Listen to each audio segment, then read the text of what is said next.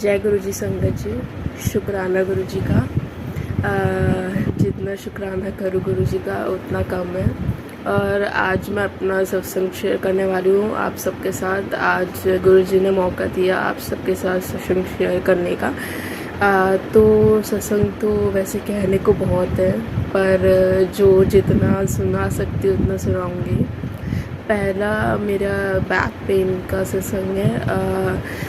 ये बात है कुछ वीक्स पहले की बात है।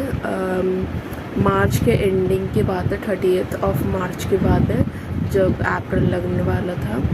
तो मेरे जस्ट 10th के बोर्ड्स ख़त्म हुए थे और फ्री थी वैसे मैं। और हर मंडे जैसे मेरी मम्मा जाती हैं गुरु जी के बड़े मंदिर जैसे जाती हैं, मेरा तो वैसे जाना हो नहीं पा रहा था क्योंकि बीच में जैसे बोर्ड्स से तो मैं जा नहीं पा रही थी। बट जैसे आफ्टर बोर्ड्स मेरे को मिला मौका जाने का तो मैं गई। और मेरी my mom decided to go with an aunty. मतलब वैसे नेबर में वैसे रहते हैं। और हम जब गए गुरु जी का मंदिर, वैसे डिसाइड किया उस दिन मेरी मम्मा सोच रही थी कि जाना और गुरु जी ने बुला लिया, आदेश हुआ तो। और फिर जब हम गए मंदिर तो वहाँ पे जो एक पीस मिलती है जो आपके बॉडी को ज़रूरत होती है, जिस पीस की आपके माइंड और बॉडी को, वो पीस वहाँ पे मिलती है गुरु जी के बड़े मंदिर में। और हमें जाना चाहिए, जब भी आप फ्री हो ज़रूर जाओ गुरु जी के मंदिर। पता नहीं कौन से कष्ट आपके कटने हो उस वक्त। तो हम गुरु जी के बड़े मंदिर गए और वहाँ पे हम बाहर बैठे थोड़ी देर, मतलब डिसाइड किया कि बैठना है बाहर। तो हम जब बैठे थोड़ी देर बाहर तो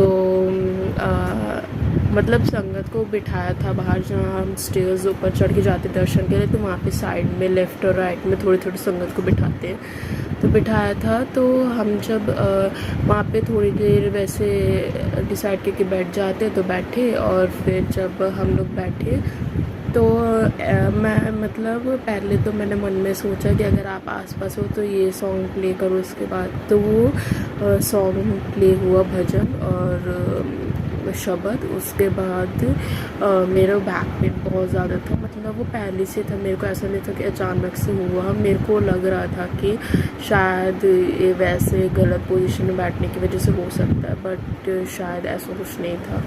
तो उसके बाद जब हम लोग बैठे, मतलब थोड़ी देर, आधे घंटे जितनी भी देर बैठे, मैं स्ट्रेट बैठी। मैंने सोचा कि चलो स्ट्रेट बैठते देखते कुछ फ़र्क पड़े, आराम पड़े। और हम जैसे जैसे बैठे धीरे धीरे मेरा दर्द जाता गया और पूरी तरीके से चला गया। और मैं बहुत ज़्यादा सरप्राइज हो गई कि गुरु जी के अलावा ये कोई काम कर ही नहीं सकता है, क्योंकि ये पॉसिबल ही नहीं है कि ऐसा दर्द जो अभी तक गया ही नहीं है वो गुरु जी के अलावा कोई ठीक कर सके। तो ये दर्द मेरा जब गया तो मेरे को बहुत ज़्यादा बिलीव हो गया कि हाँ गुरु जी हैं। वैसे मैं बिलीव नहीं करती थी इतना कि मेरी मम्मा जो थी वो बहुत ज़्यादा बिलीव करती थी कि गुरु जी हाँ है, उन पे विश्वास रखो, जो मांगना उनसे मांगो, वो जब समय आता है तब वो चीज़ देते हैं, पर उन पे विश्वास रखो। पर उनसे कभी विश्वास डगमगाना नहीं और उनका कभी टेस्ट मत लेना किसी भी गॉड का जिसको आप मानते हो या फिर गुरु जी का। उनको जो देना हो तो वो देते हैं आपके भले के लिए। और फिर हाँ ऐसा है सच में कि जो भी उनको देना होता है वो अपने टाइम पे देते हैं। और काफ़ी वैसे सत्संग जैसे स्कूल से रिलेटेड, जैसे स्कूल और ट्यूशन्स का बर्डन होता है। मतलब जैसे हायर क्लासेस में जाते हैं बच्चे तो होता है एक स्टूडेंट्स के लिए एक बर्डन हो जाते हैं। जैसे मैं 7th 8th के अराउंड थी जब कोविड के पहले, जब ऑफलाइन क्लासेस चल रही थी, तो I was in class 7th। और बहुत ज़्यादा मतलब ट्यूशन का बर्डन, शाम को जाना 2-3 घंटे के लिए, 4 से 6 4 से 7 कभी कभी। और या स्कूल का होमवर्क बहुत ज़्यादा ग्रुप से कभी कभी आ जाता था, अनएक्सपेक्टेडली कभी भी आ जाता था, पता नहीं होता था। स्कूल से तो मिलते थे बट ग्रुप जो होता था उस पर भी आ जाता था। तो मैं कभी कभी करके नहीं जाती थी। वैसे तो मैं अपना ट्राई करती थी हमेशा बेस्ट कि चला जाए, बट मतलब मैं कर लूँ होमवर्क जितना मेरे से हो सकता है। बट कभी कभी ऐसा होता था कि नहीं हो पाता था, टाइम के लैक की वजह से, जैसे हम जल्दी सो जाते हैं तो स्कूल में क्या जवाब दूँ टीचर को, कभी याद नहीं करके गई तो क्या सुनाऊँगी।